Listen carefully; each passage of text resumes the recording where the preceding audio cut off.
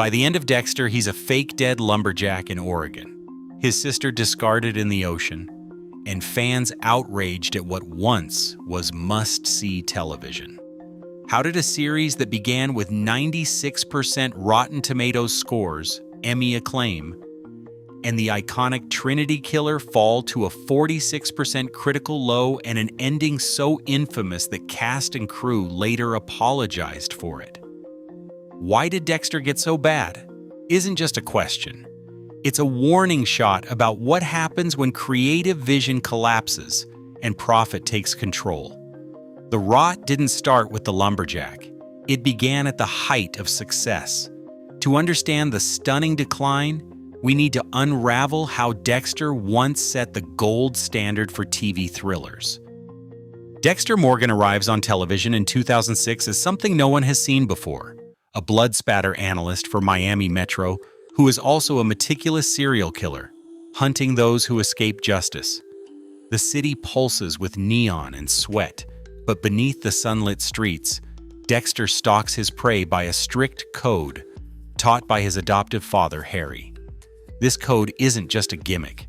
It's a set of rules that forces Dexter to question every urge and every step, making each kill a moral gamble. The first season turns the knife with the ice truck killer, a murderer who leaves bodies drained of blood, taunting Dexter with clues that feel personal. The investigation is more than just a chase. It's a puzzle that ties Dexter's childhood trauma to the present. And the closer the department gets, the tighter the noose feels around Dexter's double life. Sergeant Dokes, always watching, brings real danger. Every slip could mean exposure, arrest, or death. Season 2 raises the stakes again. The Bay Harbor butcher case explodes when bodies surface in the bay. Dexter's bodies. Now his own colleagues hunt him, not knowing the killer is standing right beside them at every crime scene. The tension is relentless. Every conversation with Deborah, every glance from Dokes could be the end. Viewers are pulled in by the sense that Dexter could be caught at any moment. The show's Rotten Tomatoes score climbs to 83% in Season 1, then 96% in Season 2, a testament to how fresh, dangerous, and addictive this world feels when the threat is real and the mask could slip at any time. Season 3 steers Dexter into uncharted territory, a friendship with Assistant District Attorney Miguel Prado. For the first time, Dexter tries to share his secret life, testing whether a true connection is possible for someone like him. Miguel's hunger for justice echoes Dexter's own. But the alliance spirals. Trust erodes, and the cost of letting someone in becomes deadly. The experiment ends with Dexter forced to kill Miguel, proving his world allows no real partners, only witnesses or victims. Then the show climbs to its commercial and creative summit. Season 4 introduces Arthur Mitchell, the Trinity Killer. John Lithgow's performance is magnetic, unpredictable, and deeply human, haunted by his own rituals and family secrets. Dexter sees a mirror image, a killer who hides in plain sight, balancing murder with suburban life. The tension is suffocating. Every family dinner, every close call, pushes Dexter closer to disaster. The season's final moments land like a gut punch, with Rita's murder shattering any illusion of safety. Critics and fans respond in kind. Rotten Tomatoes scores soar. Season 3 holds in the high 80s, while Season 4 reaches 96%. The finale draws 2.6 million viewers, smashing Showtime records. At this height, Dexter is more than a cult favorite. It's a phenomenon. The stakes, the characters, and the writing all align. The series stands at the peak, unmatched but with nowhere higher to climb. In late 2009, Dexter's future is decided not in the writer's room, but in a boardroom. Season 4's finale draws record ratings and critical praise. But as the applause fades, Clyde Phillips steps down as showrunner. His departure is abrupt. Personal reasons, he says, but the timing leaves the creative core exposed. Showtime, riding high on its biggest hit, faces a choice: let the story end with its natural conclusion, or extend the series for maximum profit. Executives opt for renewal, ordering new seasons before a successor is even firmly in place. Contracts are renegotiated, cast options extended, and the mandate is clear: keep the show alive, keep the ratings up. The search for a new showrunner is rushed. Chip Johannesson is brought in for season 5, but the handover is thin. No detailed roadmap, no closure for Phillips's planned arc. Creative control shifts from a single vision to a committee, with network executives now more involved in story approval. The pressure to deliver more episodes, more twists, and more revenue outweighs any talk of ending Dexter on a high note. Scott Buck takes over as showrunner for seasons 6 through 8, and the machinery behind Dexter changes almost overnight. The writer's room, once driven by debate and long-term planning, is now forced into shorter cycles, 12 weeks instead of 20, to break the season. New scripts are pushed through with little time for revision as network executives demand bigger twists and faster turnarounds.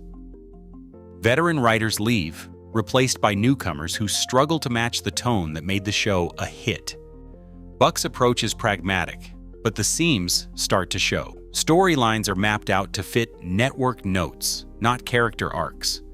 The cast notices the difference. Michael C. Hall describes the later years as a period of uncertainty, with the team improvising solutions instead of following a clear path. Jennifer Carpenter, who plays Deborah, later admits she felt lost, unsure where her character was headed. With each season, the sense of purpose that once anchored the series slips further away, replaced by a formula designed to keep the engine running at any cost. Season 5 picks up with Dexter reeling from Rita's murder, but instead of a deep dive into grief, the story pivots to a new partner, Lumen Pierce. Together, they hunt the men who brutalized her. A revenge arc that tries to echo the emotional weight of Trinity, but ends up feeling hollow. Lumen vanishes after the last kill, leaving the season's impact unresolved. Critics take notice. Rotten Tomatoes drops to the mid-70s. The pattern sets in. Each year, a new villain, a fresh threat, but the structure never changes. Season 6 introduces Travis Marshall and the Doomsday Killer.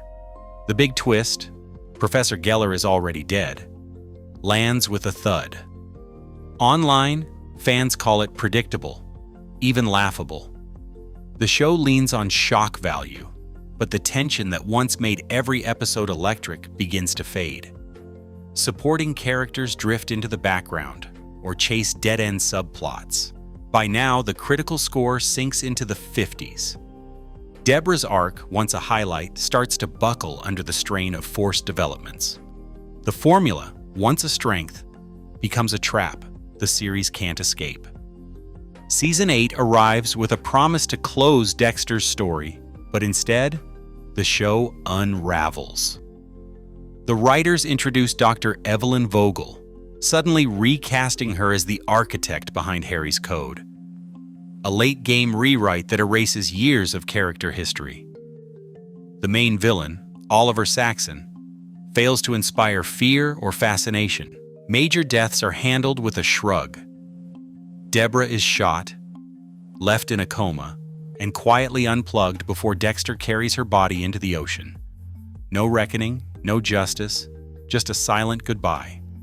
The final blow lands with Dexter faking his death in a hurricane, abandoning his son Harrison, and vanishing into the Oregon woods. The last image, Dexter, bearded and blank, working as a lumberjack. Rotten Tomatoes drops to 46% as fans and critics unite in outrage. Michael C. Hall calls the ending mystifying. Jennifer Carpenter admits Deborah deserved better. Social media explodes with memes, and the phrase lumberjack ending becomes a punchline. In 2021, Showtime brings back Clyde Phillips for Dexter, New Blood. The premiere draws 2.2 million viewers. This time, Dexter faces real consequences and dies. A tacit admission from the network that the original finale was a mistake too big to ignore. By the time Dexter's original run ended in 2013, Rotten Tomatoes scores had dropped from 96% in Season 2 to just 46% for Season 8. The facts are clear. After showrunner Clyde Phillips left in 2009, the series suffered from rotating leadership, network-driven extensions, and a reliance on formula that eroded its early moral complexity. Cast and crew later admitted disappointment with the finale, while critics and fans cited mishandled characters, declining villains, and loss of narrative focus. Yet questions remain. Precisely how much did network pressure override creative judgment, and what stories were left untold in abandoned writers' room drafts? The 2021 revival, led by Phillips, showed viewers still cared about Dexter's legacy and proved a corrective ending was possible. Ultimately, Dexter's decline stands as documented evidence of what happens when creative vision loses out to commercial demands, and a caution. Knowing when to end is as important as how a story begins.